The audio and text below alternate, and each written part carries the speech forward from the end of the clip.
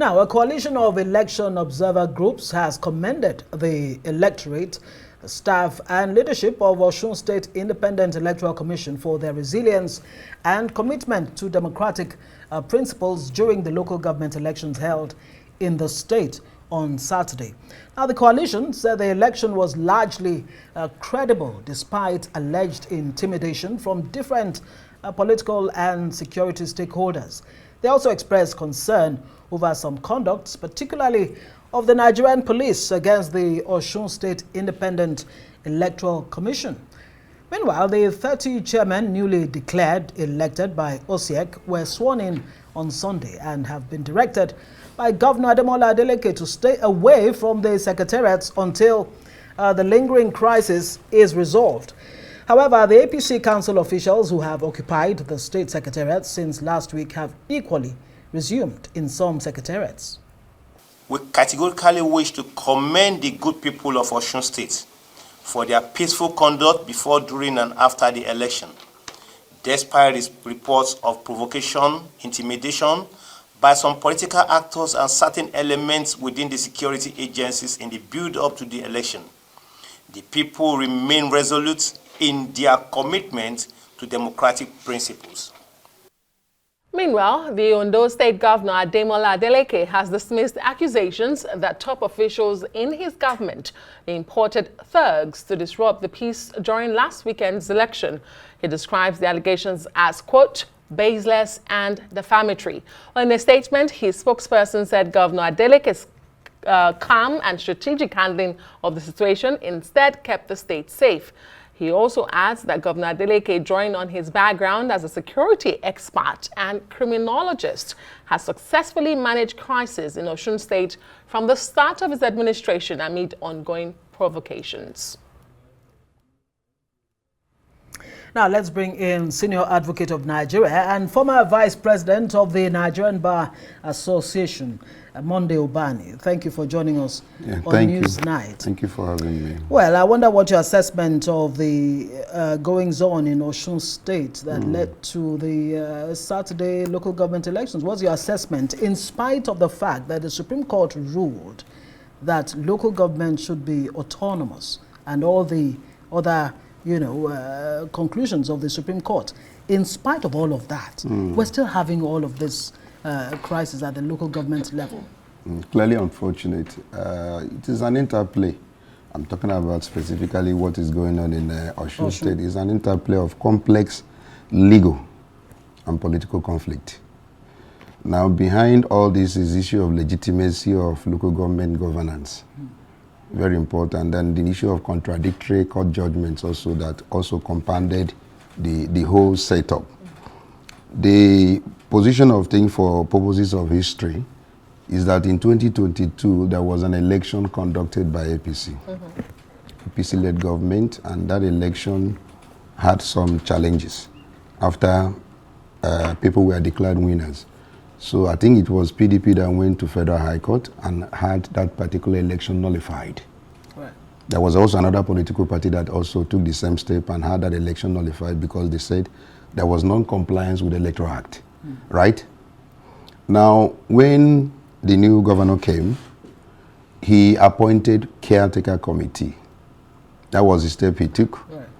That again, it's a different ball game entirely. He felt, since there shouldn't be any vacuum.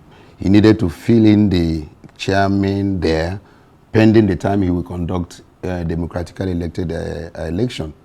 Now, just this year in February, there was a Court of Appeal decision that now affirmed that particular result, the election itself of the Osun local government was valid. In other words, they upheld the appeal. I think it was PDP that appealed. So, meaning that election was very valid. So it then means that if that election is declared to be valid, it means that those people who are already there should be able to complete their tenure, because the issue of their tenure is guaranteed. Right. So the Supreme Court has actually laid all this to rest. One, on the issue of autonomy, financial autonomy of local government, the issue that local government from now onwards must be by democratically elected officials. That is very clear. And the ongoing constitutional review is trying to ensure that all these things are packaged in such a manner as to reflect the Supreme Court decision. Right. Because the autonomy of local government is very key. If we don't get governance at that level in Nigeria, we can never enjoy good governance. That is true. That the fact that we don't have security in Nigeria today is because there is no governance at that level. But there is this issue of desire of the governors to actually interfere with the local government administration. One, in terms of their financial autonomy, they make a mess of it. The money that comes to them are not given to them in order to run governance at that level. We're saying this is wrong. Even after the Supreme Court pronouncement, it's not yet implemented. So the issue is, the heart of everything is the issue of how they want to grab the local government and the finances and make a mess of the governance at that level. Okay. There are those who say the mistake perhaps came from the very beginning. And I wonder if you agree with them. Those who say, one, the government should not have approached the court, Federal High Court, but a petitions tribunal court on the issue of the local government that was conducted by the APC government.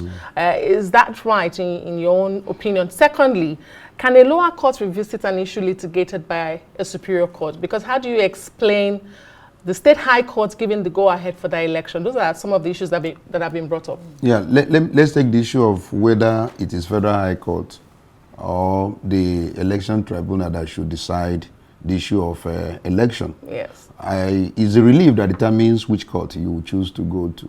I don't know what issue that took them to Federal High Court in the first place. But the point is that we have... It was the nullification of the fine. conduct. We have a court of appeal that have now said that election was proper. Now, if there is any doubt whatsoever with the court of appeal decision, there is still Supreme Court. They still have to go to Supreme Court in order to get a final pronouncement as to whether the initiation of the suit was in a wrong court or in a right court, right? So that is an issue. But the point is that the court of appeal now has given a decision, whether rightly or wrongly.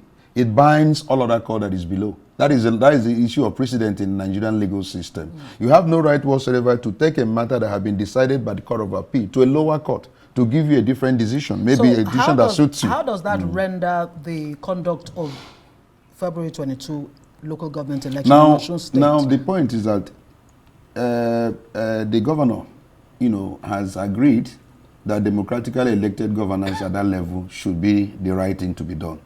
But whether he's doing it now rightly is a different ballgame entirely, because there is already a court of appeal decision that says those whose elections were invalidated are supposed to probably complete their tenure, because I'm sure within their local government law, it has tenure, either 4 years or 3 years. Now, if you have suspended that particular election based on the fact that you felt that they were not properly elected, and then there is now a decision of the court of appeal says that election was valid, they ought to continue that tenure. I'm not here to defend either APC or I'm looking at law. There shouldn't have been any election until those ones that their election have been validated, exhaust their tenure, because they are tenured, right? So if we don't do it that way, you are creating crisis. Well, the governor has said, well, let's you keep off the government house for now until these issues are resolved. Remember, the Attorney General said, look, don't conduct any election. And as a chief legal officer, based upon the fact that he has looked at the state of the law, there is still a lacuna. We need to do the right thing. I feel that the best way to resolve this issue will still be political mediation. I feel that both APC and PDP should come together and look at the state of the law. Who is right, who is wrong? Let us not even go into the issue of creating more crisis for the country. Look at a situation where they can arrive at an amicable settlement. So maybe allow these people to complete their tenure. Then the local government election can run, because what Adeleke is doing is the right thing. Allowing democratically elected governors to be, even though people will say it's issue of election at the local government level by state governors, it's just mere, they choose who they want there. But the point is that giving a semblance of democracy by allowing election to take place means that he was complying with the Supreme Court judgment that says, don't run local government with caretaker committee. That has been outlawed by the Supreme Court. Don't allow their money not to get to them. That also has been outlawed by the Supreme Court. Their money must get to them. Democratically elected government, at that level is now guaranteed. Now, we need to also fine-tune the legal framework, which is what is going on now in National Assembly, to ensure that whatever the Supreme Court has said with regards to local government, governance, is structured in such a manner that we begin to do the right thing. As long as we don't get the local governance, right. in Nigeria. Yeah. We will never have security. We will never have issue of infrastructure at the local government level. Issue of urban migration will continue. And I tell you, governance generally will suffer if we don't have effective governance at that level.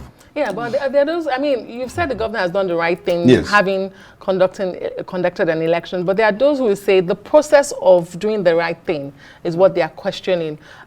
Did the State High Court not act otherwise to the Court of Appeal judgment that exists?